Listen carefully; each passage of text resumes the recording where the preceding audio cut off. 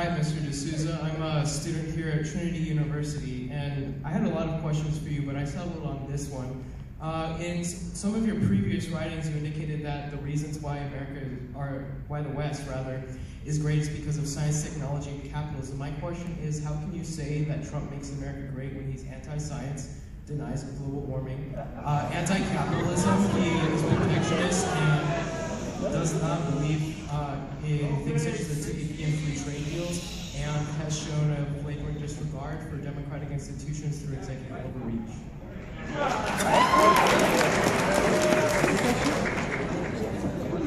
The question is, if the West is defined by science, democracy, and capitalism, how come Trump is against all three?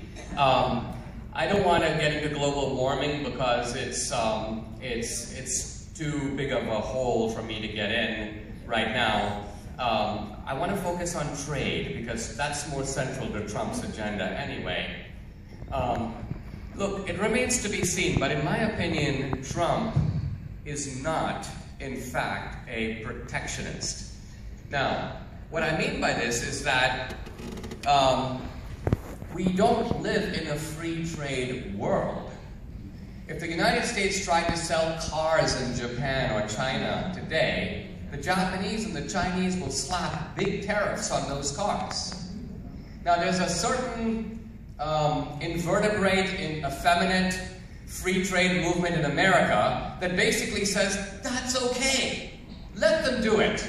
Let's have free trade over here. So even if they put tariffs on our cars, we shouldn't put tariffs on their cars. I think Trump regards this position as somewhat unmanly. And I think he's right. I think what Trump is trying to say is, listen guys, here's the deal. If you want to put tariffs on our cars, we're going to be slapping tariffs on your cars. But the point of doing the tariffs is not because we like tariffs, it's because we don't like what you're doing to the auto industry over there. You take your tariffs down, we'll be happy to take ours down. What we want is real free trade, which is to say a level playing field. Now tell me what about that is protectionist? Nothing at all.